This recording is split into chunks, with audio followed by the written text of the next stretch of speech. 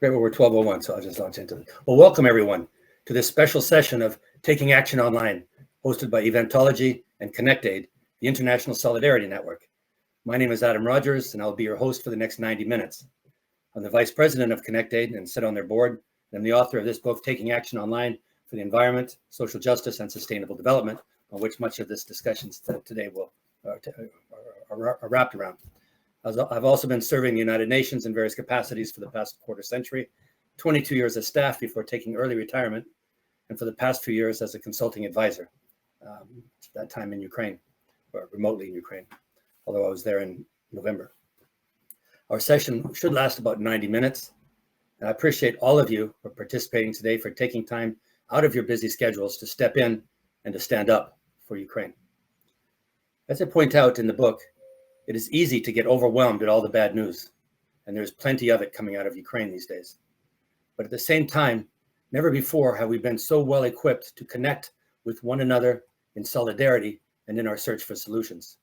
We're equipped with what, you may ask? Well, often just our smartphones or a laptop and an internet connection, and of course our ingenuity.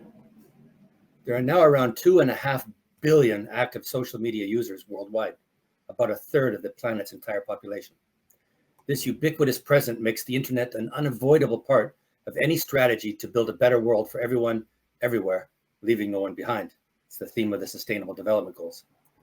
If the third of the world, which is presently on social media, could engage more in discourse around how to solve the challenges we face and empower one another and put pressure on our leaders in other ways, we might have a better chance of creating the world we want for everyone, everywhere. Now, I believe Ukraine is a good example of a cause for taking action online and applying many of the principles put forth in the book, leveraging different social media platforms for maximum impact, building online communities, fundraising, political action, and much more. Now, the point is that everyone has sort of a special gift and something they're interested in. And I believe that we all come into this life with different interests, different gifts, different passions. But when we apply those in unique and individual ways and in solidarity and synergy with one another, we become an unstoppable force. For some people, taking action online is limited to donating to a cause, and that is already great. But I urge you to take it beyond that and find additional ways that you can get involved by taking action offline.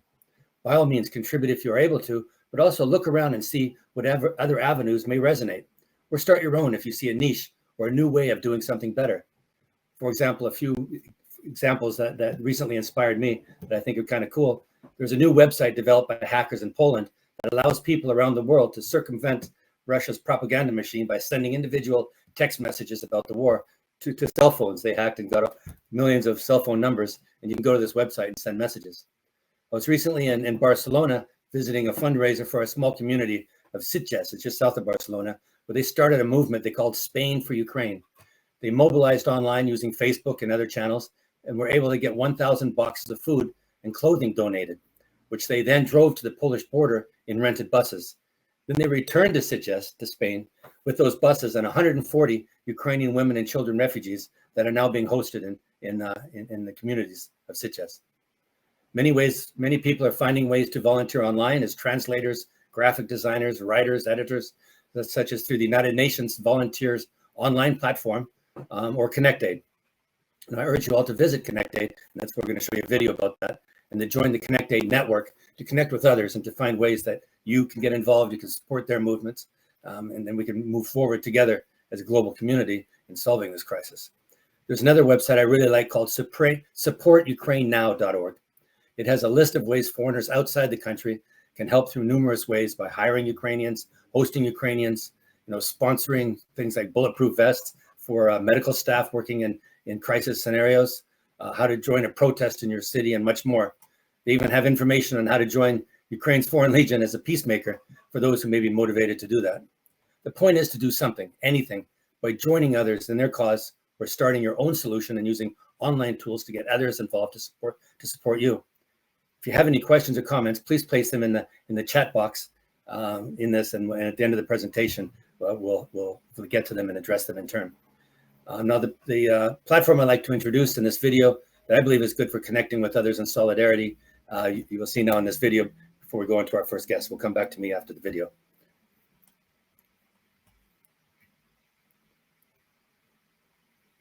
Do we have a And if not, I'll jump ahead. Victoria, we're going to show a video.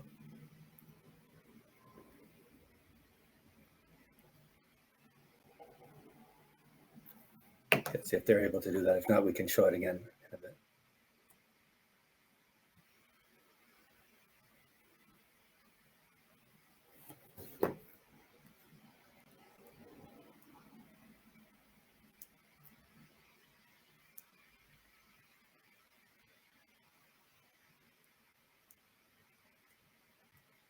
So I was just texting our tech team. It's supposed to be in charge of showing the video.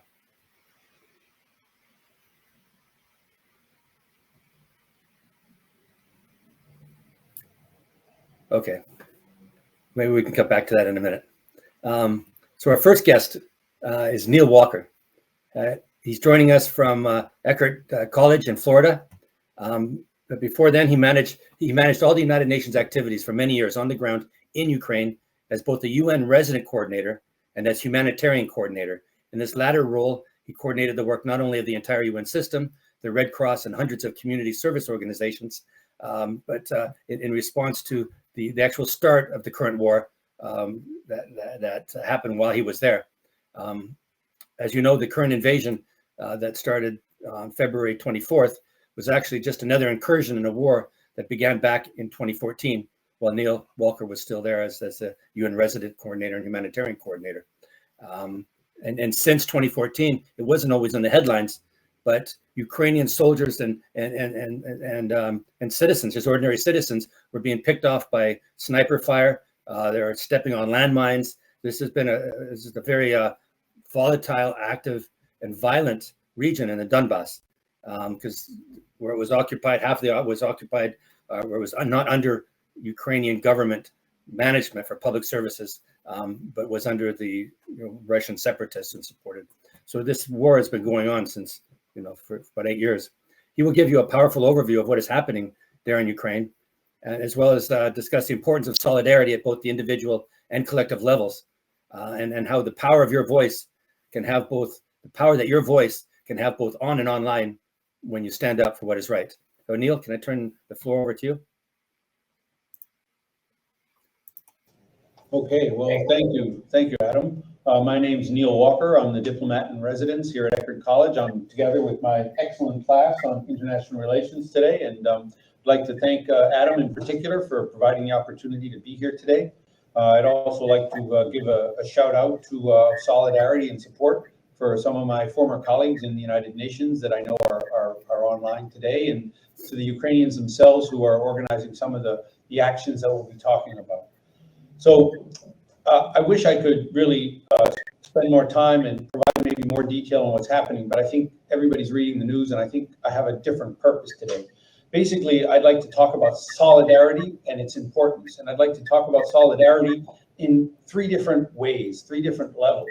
I mean, first and foremost, solidarity in the face of egregious violations of international law and human rights is it requires action by people.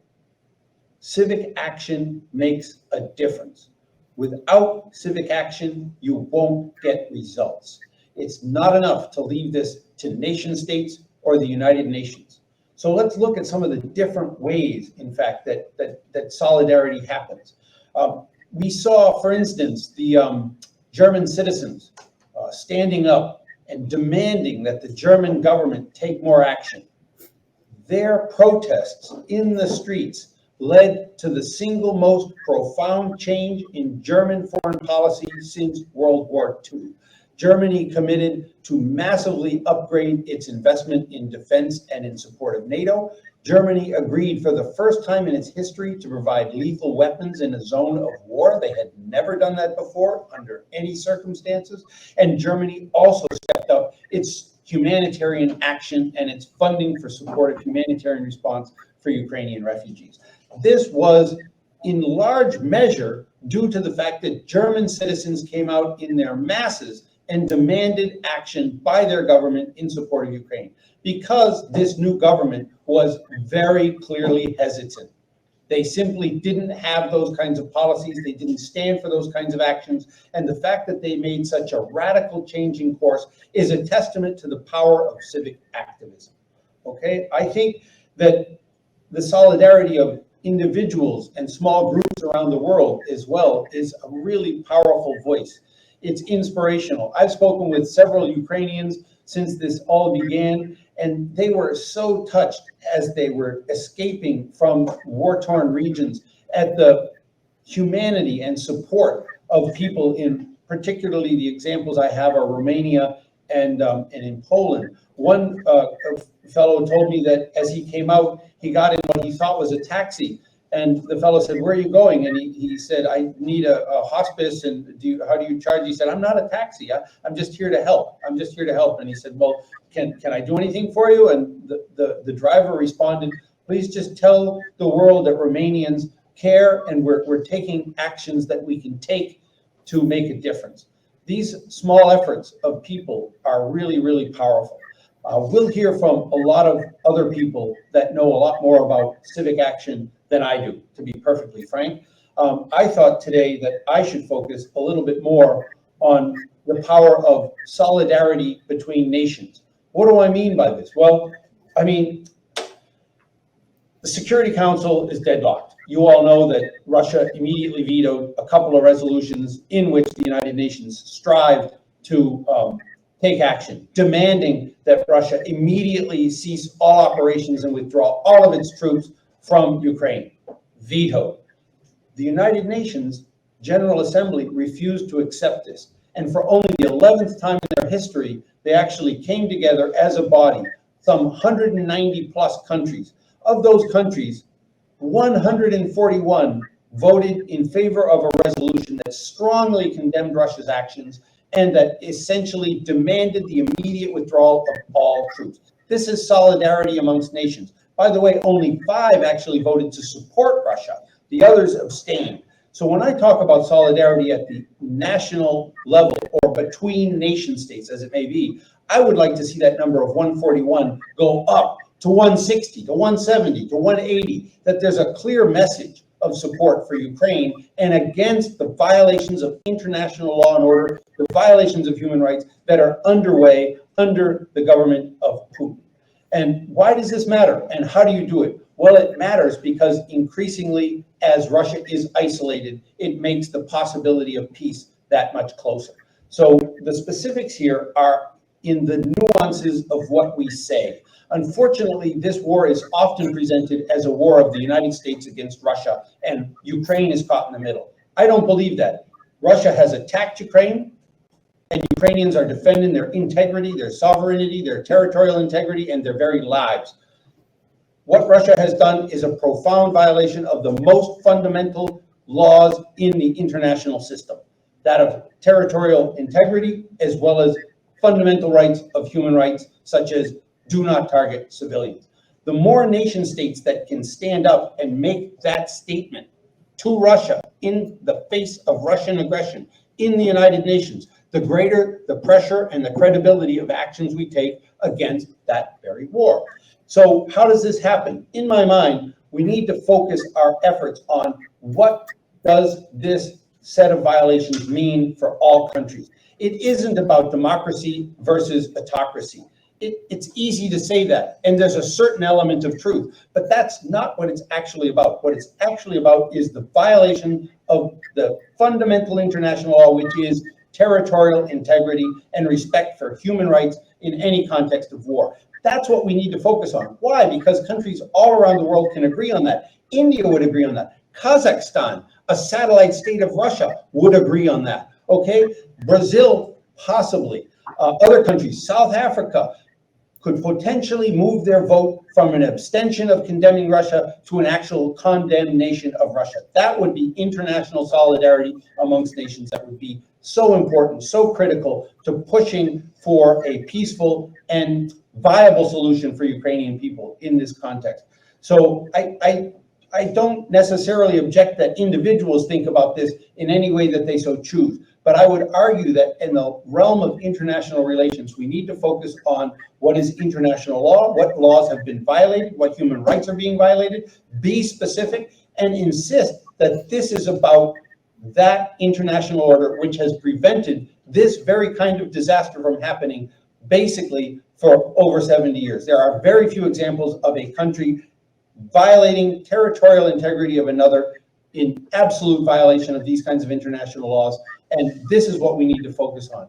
So that's only in the realm of international solidarity, solidarity amongst nations. That's what I'm really competent to talk about. That's where my experience has been, and I do believe that we want to at least bring it up, and you and your individual countries can also push your government to take this approach.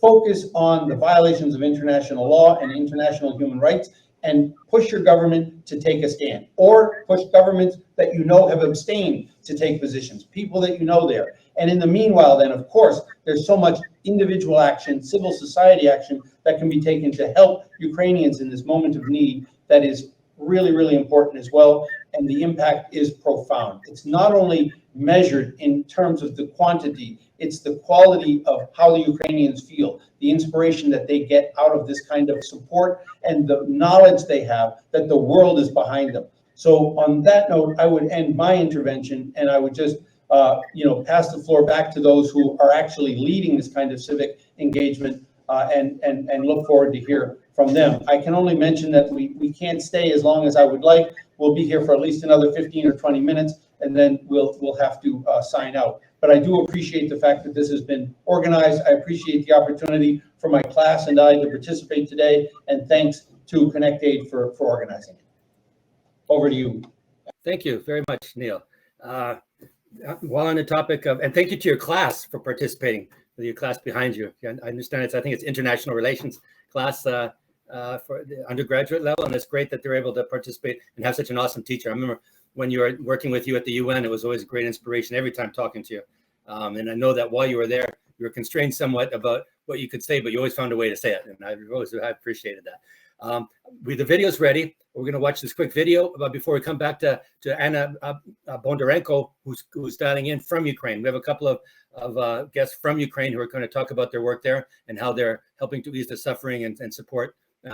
Civil society is doing so much together. The government of Ukraine is still functioning, is still providing services, is providing cost of living support and livelihoods, and is doing a lot. And we're going to talk to the people on the ground who are helping make that happen. But first, there's a 2-minute video that kind of extends from what Neil was talking about, individual action and connecting with others in solidarity. So, Tori, I'm giving you the floor.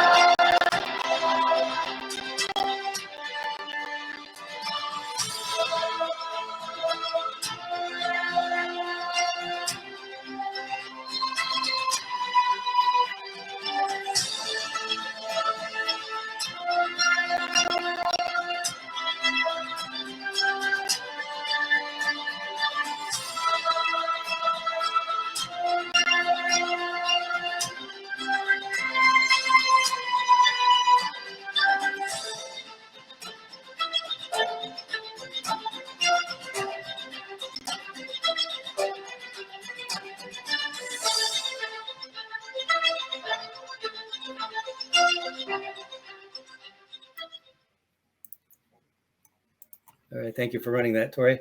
So that was like a message from our sponsor, our PSA, of one of the organizers, together with Eventology.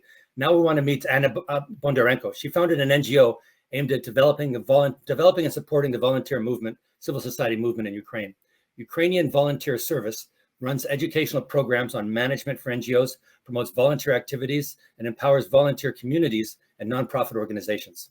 So Anna, please share with us your experiences, kind of what's going on there on the ground, what your organization is doing and how others in Solidarity might be able to work with you, to help you. Thank you so much for the introduction, and thank you for an opportunity, to be here today, to share a little bit about what we're doing in Ukraine. And while I'm Anna Bondarenko, and I'm from Odessa.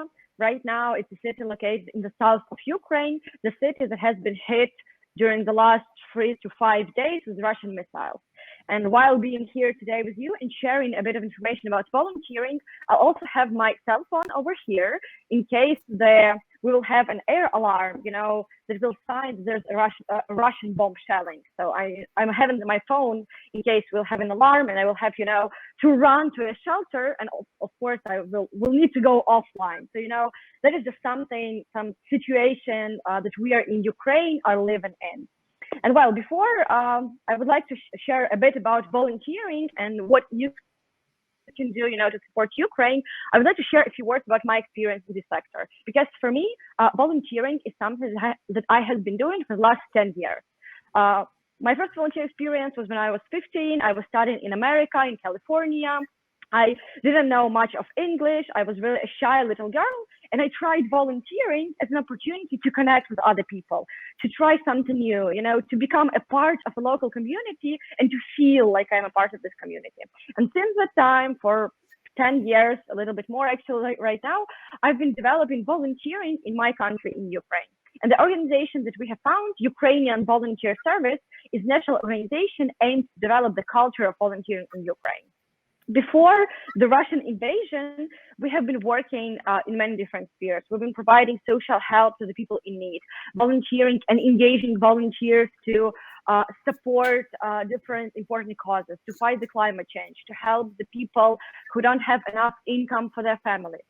Of course, since 2014, when the war with Russia started, we've had many activities related to supporting people in the occupied territory. But after the February 24, almost like 98% of our activities became devoted to helping civilians in need and also helping the soldiers who are right now defending all of our here. One of the interesting things that really amazes me about Ukraine, and I know that there's something probably very logical for us and not that understandable for people living outside of Ukraine, is how many people and how much people are doing here to fight and to support each other in this situation. Only in Ukrainian Volunteer Service, we've been able to mobilize more than 100,000 volunteers during the last 60 days. And that is a lot for like one organization like ours. Those people are doing numerous things in their local communities. They're cooperating with local government bodies. They're working with local authorities to provide humanitarian assistance. They're even buying ammunition, and different stuff for soldiers, for medics. They're training people, to evacuate and to help the ones who cannot, provide for themselves. And they're trying to help them. And while in the world, in Europe, there is, the strict division between humanitarian help and military help, those are seen as two different ways. For us, for Ukrainians, military help and humanitarian help is kind of a part of the same goal to protect the country. And many of my friends in Europe, they asked me, like, why do you fight so much? Why do you volunteer so much? Why do you devote so much time to kind of, help the people, help yourself, help the soldiers? And for us, we don't have this question, because we know that like this time right now is our only way to defend ourselves, our only time in history where we need to act. And of course, there is not enough for us, for Ukrainians, to act. While I'm really amazed by what Ukrainians are doing, like from the little kids to the elderly people, volunteering, helping, being blood donors, I'm really amazed how international community acts to support Ukraine. And that is something we're really thankful for. People are donating money, and we're really thankful for donating both for military support, with Foundation Save a Life, for example, but also to humanitarian needs, to the Red Cross Society, and to the local organizations here in Ukraine, because it's really important, to support the local organizations, the small ones. But also, we're really thankful for those of Europeans, those of people who are not only donating, but also sharing a lot of information, fighting the Russian propaganda, fighting on Twitter, on Facebook, on Instagram, and sharing the right, the truthful information about Ukraine. Because we all know that Russian propaganda machine is really big one of the biggest in the world, and they're doing as much as they can to show that Ukrainians are like wrong, that we need to not to defend ourselves. And we're really thankful for people who are donating, who are sharing information, who are stepping forward, who are organizing different fundraising and informational campaigns to support Ukrainians. That is something that I'm really thankful for. And just the last one thing that I wanted to notice is the campaign that our government has shared online. It's called Brave Ukraine. They're really great posters that people are using, which are saying that brave as Ukrainian is a brave nation. And every single time, I look through my LinkedIn or my Facebook and I see a person who has this poster saying like, bravery can fight the Russian bombs. Bravery can save lives. And being brave is not only about fighting, with your, with some bullets and stuff. Being brave is also sharing information, donating, volunteering, being a medic, being a person who does something small, but something really important. So that is just a few words that I wanted to share. And thank you so much for the opportunity to be here today.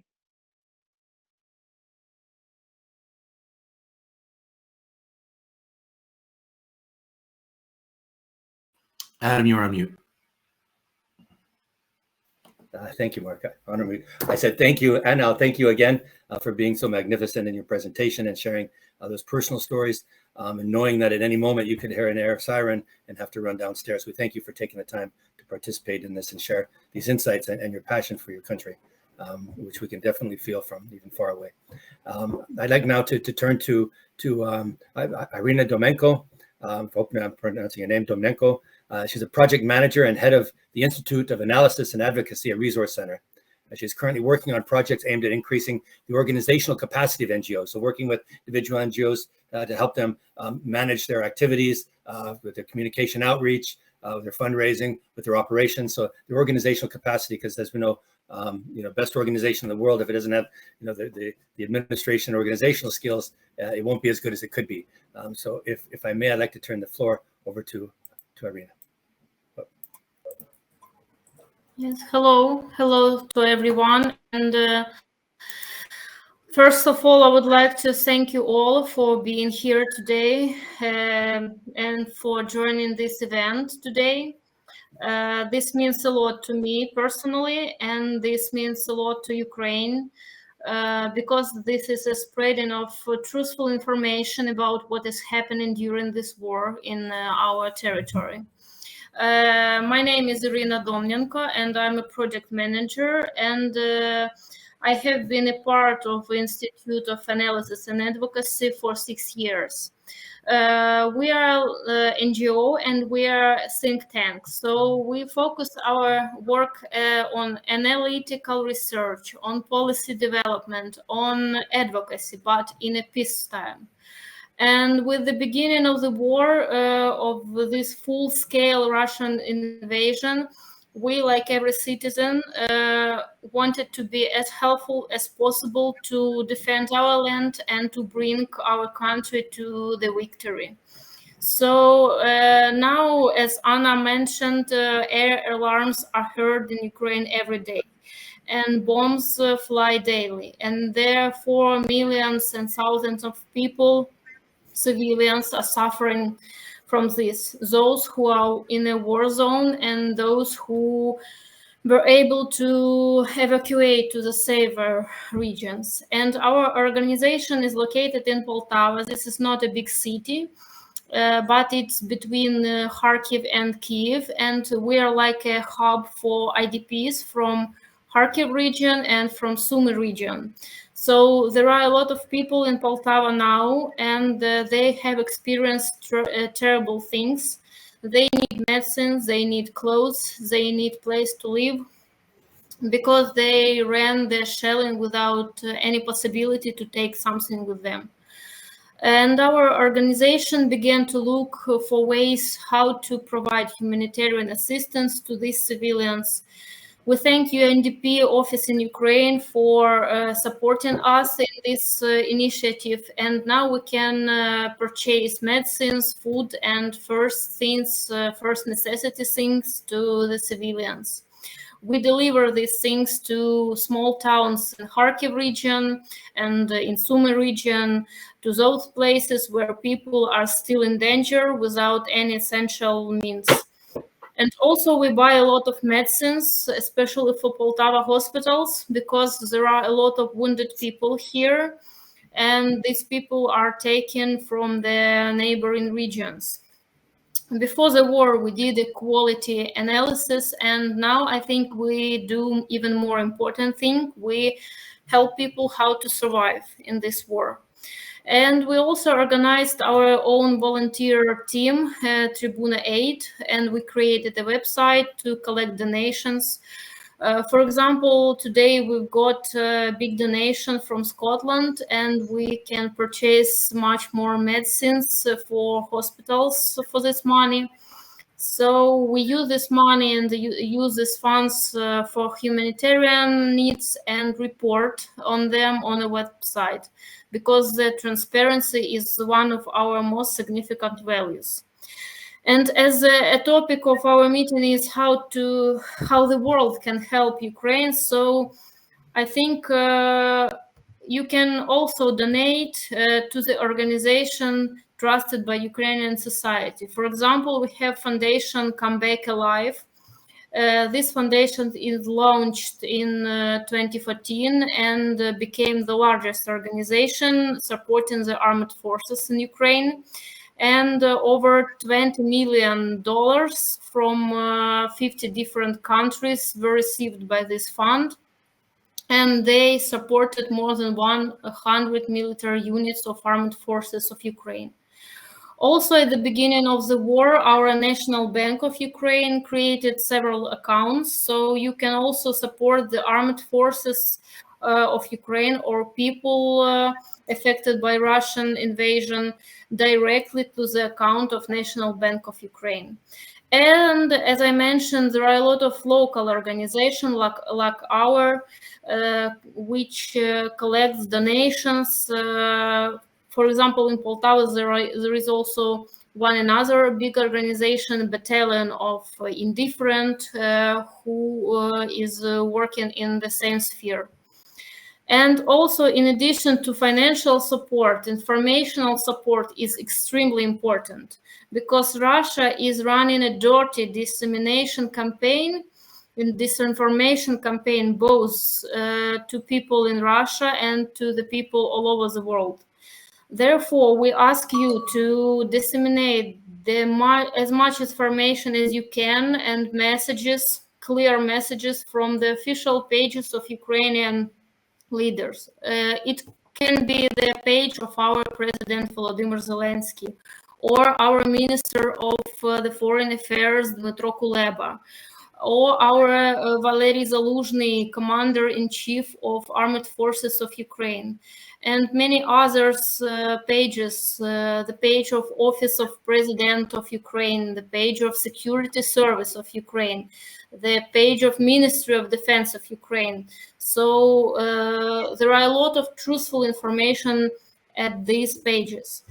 This will help to spread truthful information about the state of this war and the real situation in Ukraine. The informational war is no less important, because Russia tells that Bucha is fake, and Russia tells that in Mariupol there are no military actions now, and this is not true. Russia tells that that girl in Odessa died because of Ukrainian actions, not the Russian rocket, not the Russian actions. So I would like to quote the Christopher Nolan from the film Inception. An idea is like a virus, resilient and highly contagious, and even the smallest seed of an idea can grow. So that's why we need the whole world, each of you, to not to let the Russian propaganda win this war in the people's mind. We need to spread the truth, and the world must know this truth, because the people who died for Ukraine and who is suffering now, they deserve it. Thank you for your attention, and glory to Ukraine. Thank you, Irina. Thank you for sharing that. Yes, glory to Ukraine. And the truth, it needs to get out there, and we need to. It's a great quote from the film Inception, that the smallest ideas, if they're the wrong ideas, they can hide the truth, and that can often happen. Our next speaker is coming in, is another woman. We may give the impression, although the 3 men and 3 women, but that women are on the front lines. 2 women from inside Ukraine, very brave. That's brave Ukraine. But there are also a lot of men there, resisting and working, especially on the front lines. And now our next speaker is Myra Kirk. She's a specialist in the field of Ukrainian migration to Poland. So she's across the border in Poland, where about half of all the 5 million refugees have ended up in Poland. There are about 5 million refugees, or 7 million people who are now internally displaced in Ukraine. These are people who lost their homes. Their homes have been destroyed by bombing, or it's no longer safe in their neighborhoods, and they're fled. They haven't yet crossed the border. So altogether, it'd be about 12 million people who are left their homes. So she's in Poland. She's a partner of ConnectAid called Migration Consortium. There are actually 9 NGOs working together to respond to the needs of refugees who've come over the Polish border near the Ukraine border.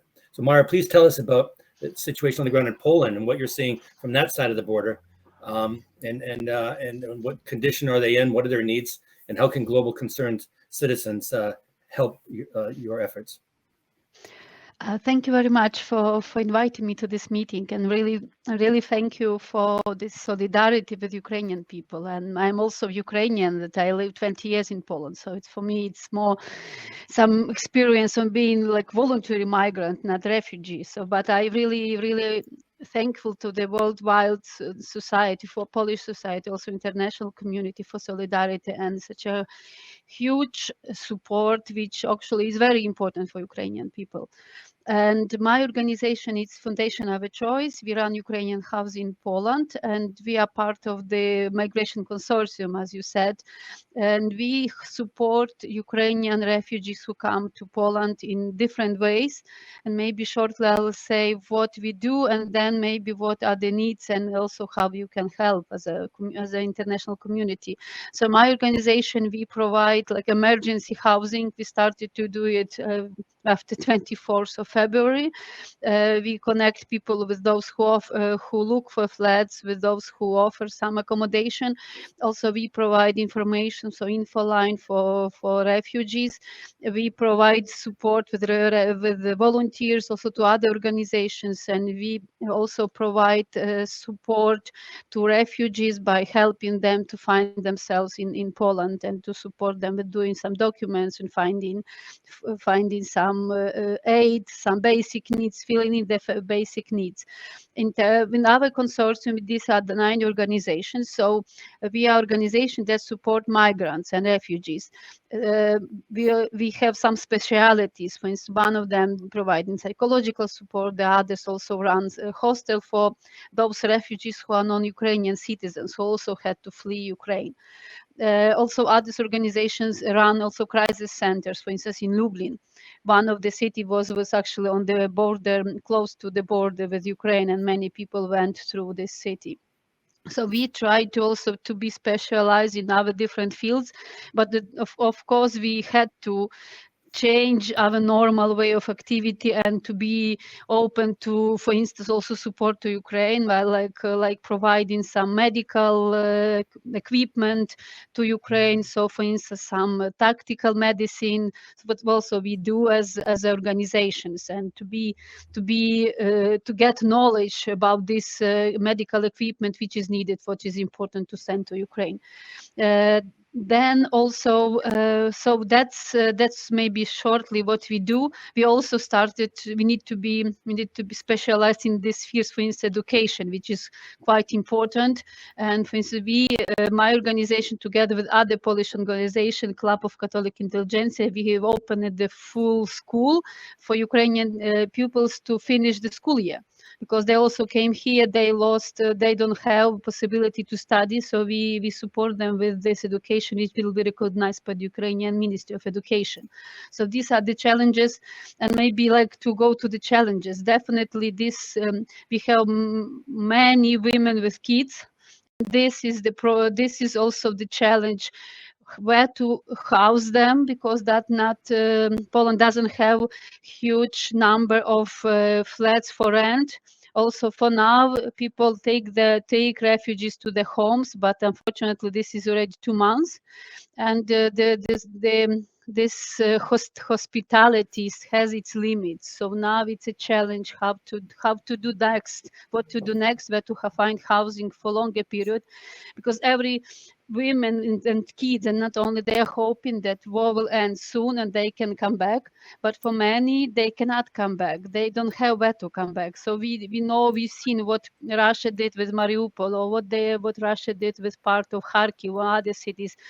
Many people don't have where to come back, but however they want. So they need long-term support.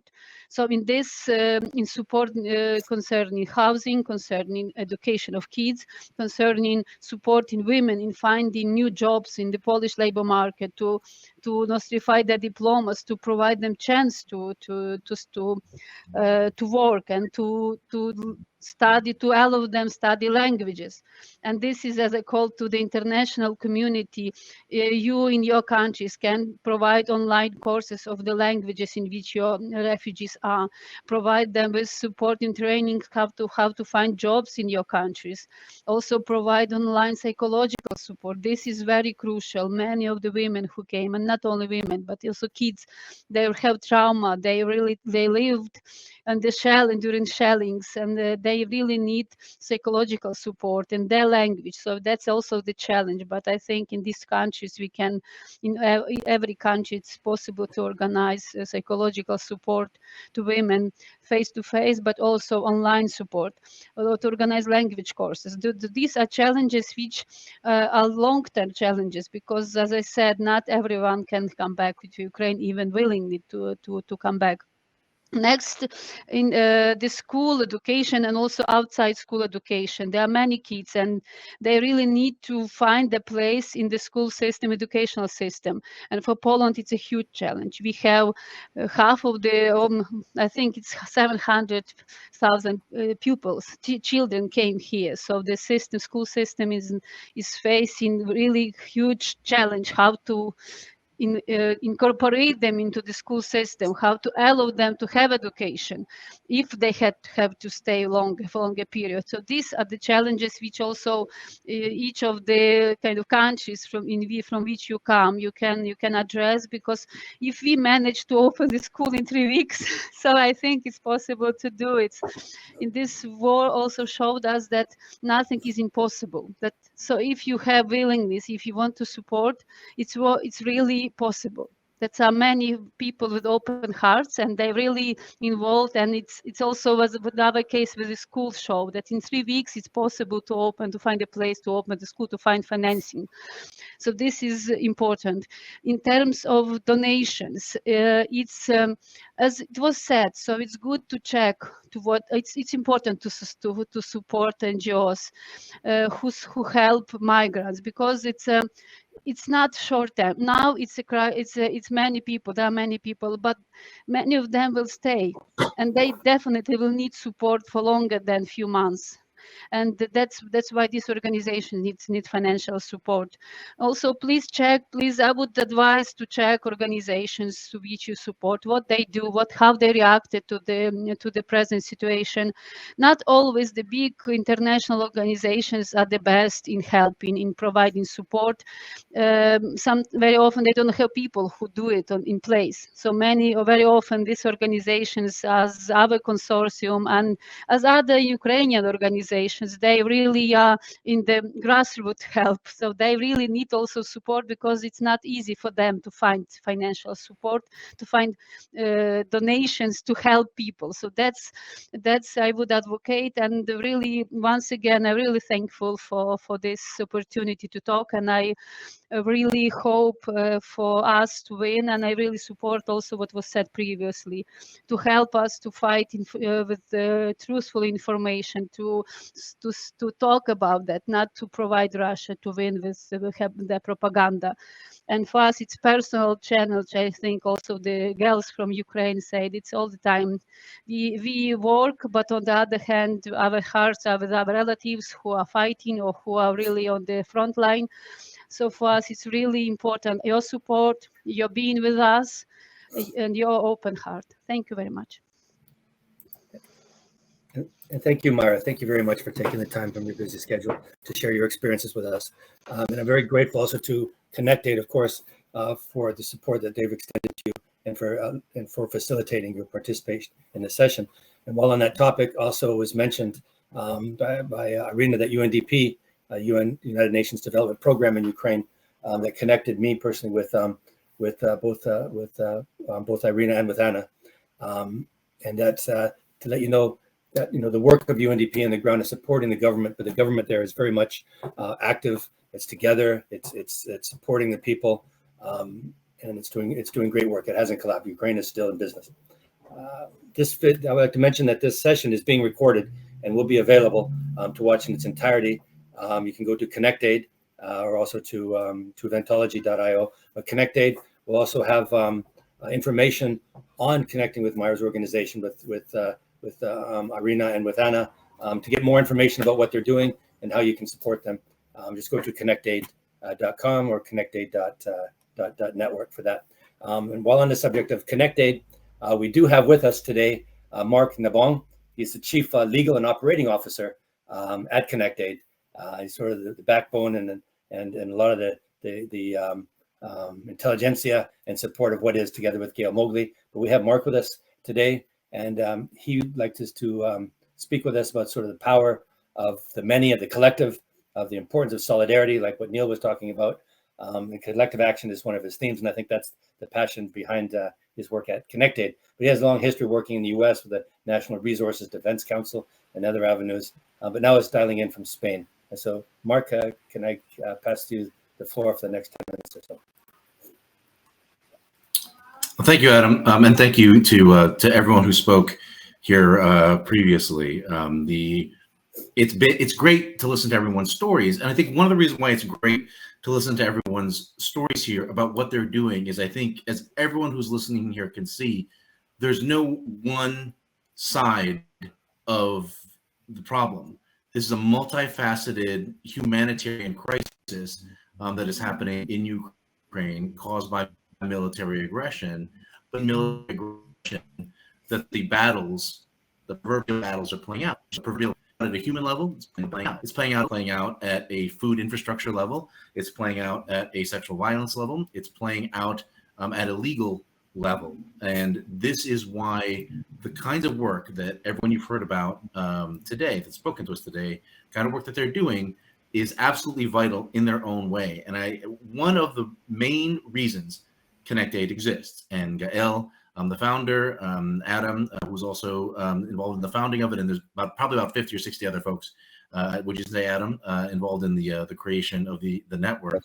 One of the reasons why it exists is you'll notice that there's themes present across everyone who is speaking today. We can't succeed in what we're trying to do, whatever that is, in a silo, right? We're not going to succeed unless the folks that are working to provide legal services and the folks that are providing direct aid to refugees or migrants, unwilling migrants, we're not going to succeed unless they are in communication or have some means to communicate with each other. If anyone here has ever worked in an organization where human resources doesn't talk to legal, or the front of the restaurant doesn't talk to the back of the restaurant, I think we've all experienced this. Can you all still hear me? Yes. The video Oh, here. is coming on. That's okay. I have a face built for radio, so this is a totally fine. We hear you perfectly. Yeah, outcome. we're good to So- see it now. Great. So one of the things that we want to make sure is that no one working on these issues is working in a silo.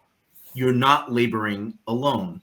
Mira's organization is part of a larger consortium, which let's take that into consideration. It's the Immigration Consortium. It involves her organization and 13 others, and they all support each other. They have different expertise, different resources, and different missions, but they all support each other on the umbrella of that consortium, who is a partner with ConnectAid. ConnectAid's goal is to connect other organizations in the same way. We want to make sure that for those who are inspired to do something, I think everyone here heard all the stories. If you're inspired to do something, you shouldn't have to look everywhere to find it. You know plenty of people. If you're in this space, you know plenty of people who know people. And that kind of network is impossible to replace when you're looking for something to do. The primary way to avoid the sense of helplessness that many of us feel, I feel, in crises such as the COVID-19 crisis, such as the war in Ukraine, the helplessness that we feel is because sometimes we don't know what the next steps are, right? We don't know what's the best thing I can do. There's people here right now. There's people in your network right now. There's people in the ConnectAid network that are working on that. Ask one of them.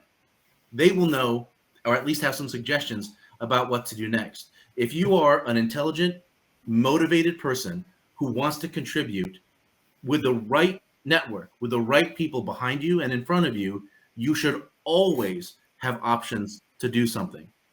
If your skill set is white collar, there's work to be done. If your skill set is blue collar, there's work to be done. If you need money, ConnectAid's fundraising platform doesn't take any commission. Organizations that are part of it are able to receive their 100% of the donations that come through ConnectAid. Money's there. If you are the money, if you are sitting on a fund and you're looking for the right organizations to partner with, it is very, very possible to find them. And what has been missing in the world, and I'll try to trim this down a little bit. There's a whole nother stump speech for this, but really, with other social networks, the mission, the sustainable development mission, the humanitarian mission is not the central reason why that network exists. So there's always a chance that it will go somewhere else. Whether or not the sale of Twitter goes through to Elon Musk or not, my former boss, right? Whatever goes through, Twitter is not, it may or may not be a place that's friendly for those working in NGOs, working in sustainable development, working in humanitarian assistance. ConnectAid longs to be, plans to be, is the network where that will always be central to the mission. The strength, I've heard this once, the best CEO is one that surrounds herself with people smarter than her. The best network is the one where you are surrounded by people who know more about their subject than you do. And that's something that I think we all could stand to benefit from. I work in renewable energy.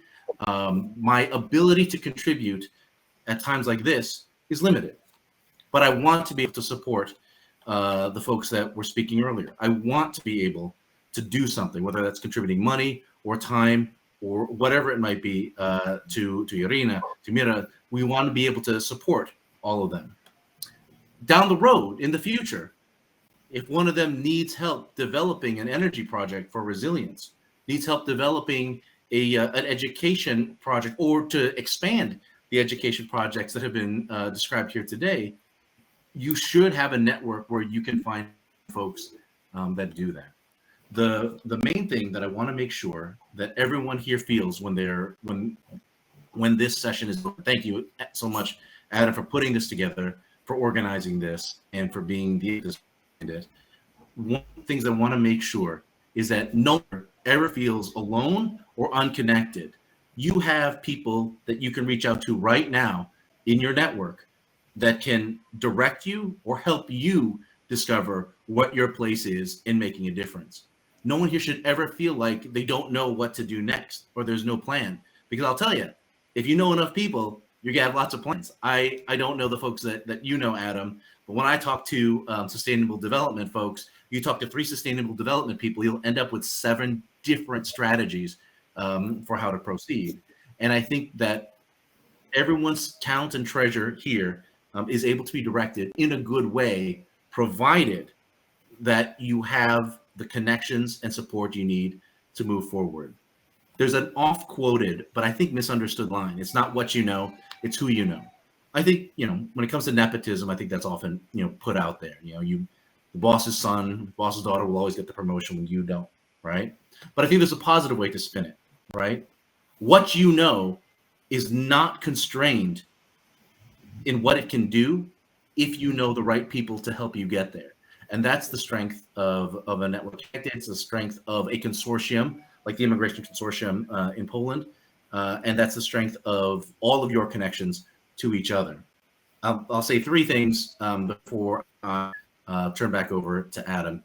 First is, please, if you have a chance, please, if you do get involved in Ukraine, everything else that we're talking about right now is in support of the people affected by Ukraine and about the humanitarian crisis caused by military aggression there. I'm going to put a link in the chat to our page on getting involved in Ukraine. You should be able to find everyone here that has been speaking as part of that. I'm going to also say that support Ukraine, learn how to support Ukraine, get inspired to support Ukraine. The second is, join us, join our network. We have a lot of folks here that have a lot of ideas, a lot of ways to make use of our talent. I'll put a link to my profile on our network.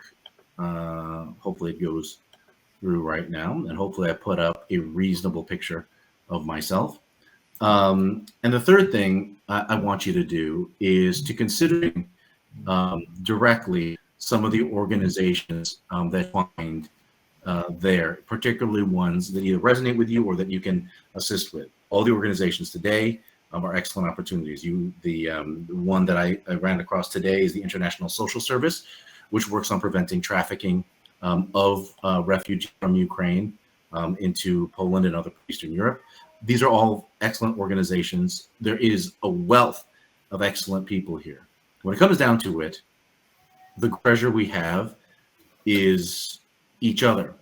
It's not just in emotional kumbaya kind of phrase. The expertise, the talent, and the inspiration we all drive for each other is what's going to get us to the next stage of human development. Hopefully human-centered, person-centered, and justice-centered in that development. Thank you, Adam. Well, thank you, Mark. What I'd like to do now is just cover a couple of questions. We're almost at an hour. We originally said an hour and sort of timed up to 90 minutes, but I think we're almost done here. There are a couple of questions that came in from the field. The first one, actually, there's 3 I'm going to address, ask for some of you to address. The first is Monsef Buhafa, who I've known for many years. He was a director of an organization called CDC, it's Corporation for Development Communication. Basically, he worked with UN executives around the world to help them to better communicate the work that they were doing to the public, through the media, etc. But he asked a question, which I think maybe a bit tongue-in-cheek, but I think it's an important question. He says the UN overall has been criticized for weak support to Ukraine by some on the ground. And it says it's only now that the SG has started to negotiate humanitarian corridors. So he's wondering what is the view of those on the ground in Ukraine. So I imagine that'd be Irina and Anna, who work very closely with UNDP, so they can maybe give a different perspective of the UN overall. But what's the view of the UN on the streets in Ukraine, and sort of then, and how is it evolving? What are people, how are Ukrainians viewing? So what is the view of those on the ground, the people you work with, of the UN? We work with the UNDP office mostly, not with the UN. And as in our open sources, the information is quite difficult because the humanitarian corridors they actually don't work, especially in Mariupol, because of the Russian side, because they cannot agree to let the people go for Ukrainian territories.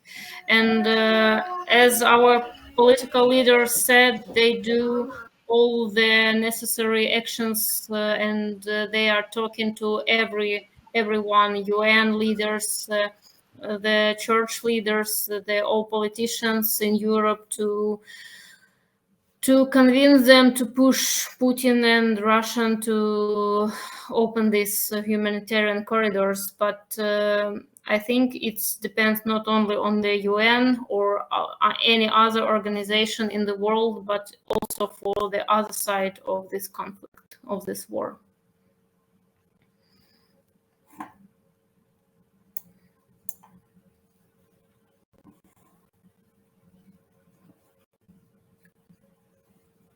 We cannot hear you. You are muted. All right, thank you very much. I said, yeah, that's pretty much what I thought the condition was on the ground. And the structure of the UN, someone mentioned earlier, I think Neil mentioned that because of being a permanent member of one of the P5, they call it, on the Security Council, no meaningful resolutions or action can take place from the UN. I mean, this has happened with other situations as well. In Kosovo, there was a Russian veto. Anything in the Middle East, if there's a US veto, and because of that structure of the UN, sometimes it limits, especially if the aggressor is one of those permanent members. A couple of questions. One is from Aya, and the other one from Gail. The one from Gail, I think Mirna mentioned before, but Gail's question is: Are the countries ready to support Ukraine and migrants in the long term? Countries, meaning I think also civil society, NGOs, anyone outside Ukraine, because even when the war stops, so many homes are destroyed, and a lot of migrants they have no homes to go back to. And so how are you preparing for this long-term support is basic. And then another question I'll throw in and say somebody else wants to take it, or you may want to address it, is from Aya. And how can we reach out to ordinary Russians to educate them about the truth? In the chat, I put a link, and it'll be on to the one site where this Polish organization, I think, has found a creative way, but maybe you know other ways. I mean, many of us know Russians around the world. Most of the Russians I know here in the US are ashamed and embarrassed, and are doing a lot of good work. One I know flew over to Poland with ConnectAid, actually, to support migrants there, refugees who fled the country. And so it's a matter of, if we know Russians, just to reach out to them. But you maybe know some other ways. So Mirna, can I give you the floor? Definitely the situation here, for instance, like I can talk about Poland, definitely refugees will stay, at least some part of them, if war will finish like soon enough and they will have homes where to stay. They really want to go. I mean, what we hear from people here, we work with Ukrainian refugees, we see that they are kind of in this condition that they don't know what to do next. They want to go back as soon as possible, but they are waiting whether the Ukrainian forces push back Russians and they can come back. But still, even in these regions where Russians are not there, still it's not so safe to return. So they are kind of in this low start. I don't know how to say it in English.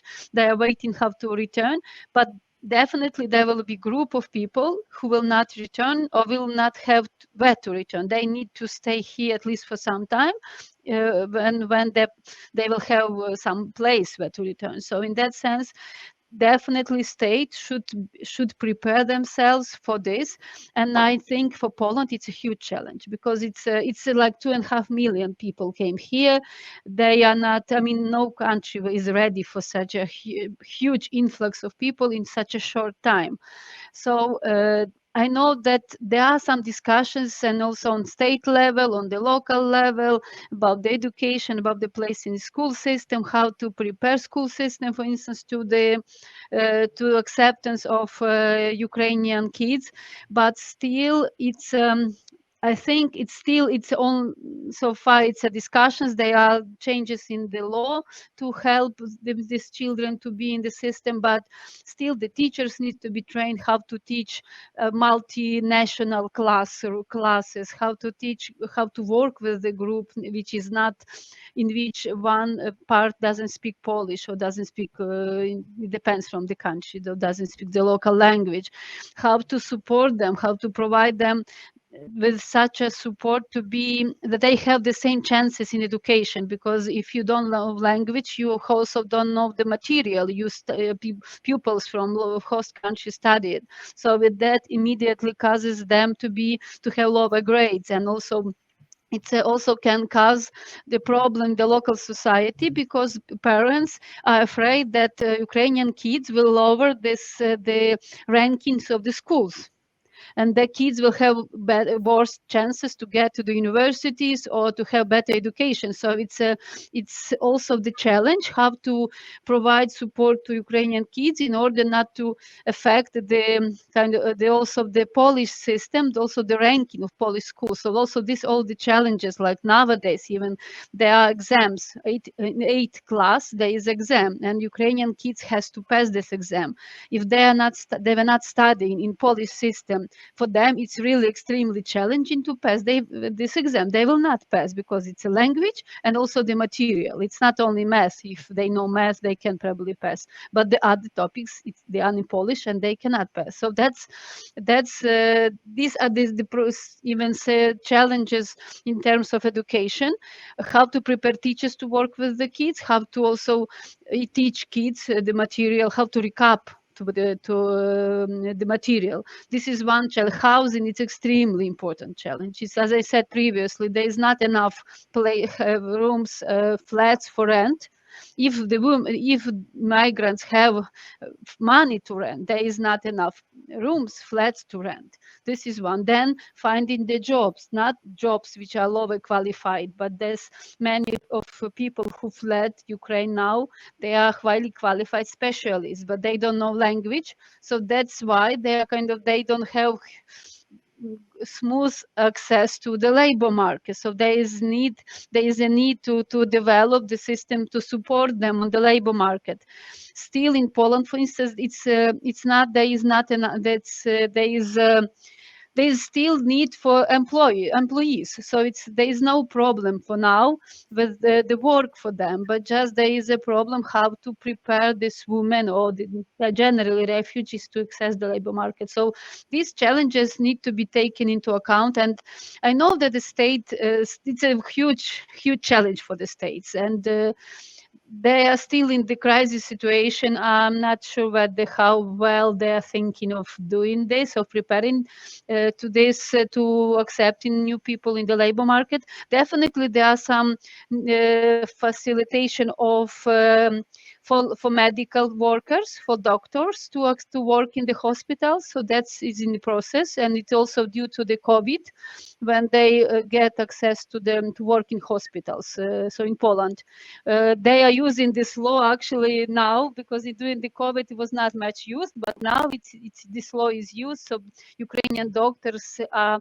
welcomed in the Polish hospitals to work. So in that sense, there are some changes that needed to be taken, and they are taken, but still it's a huge challenge to change the law to allow people to access the labor market. We still need to remember that Ukraine is a third country in comparison, and Poland is European Union. So that's also, there are many obstacles related to the European Union law, and they should be changed also on the European Union level. Great. Thank you very much. I'm trying to get back to my, here we go. So in closing, I would like to ask, actually, Irina, is there any last words, closing words that you'd like to say before we log off here? And with the also a quick reminder, we're planning on maybe doing this with other guests, taking action online for Ukraine on the first Wednesday of each month. So the next one would be on June 1st. Be a little bit later than 1 month, but then we'll start first Monday of each month after that. So Irina, is there anything you'd like to say before we close the session? Yeah, I would like to again thank you all, to the participants and to the speakers and to organizers of this event. This is really important. And what about the question about how to educate Russian? There are also one Ukrainian initiatives of Misha Katsurin, if you know him.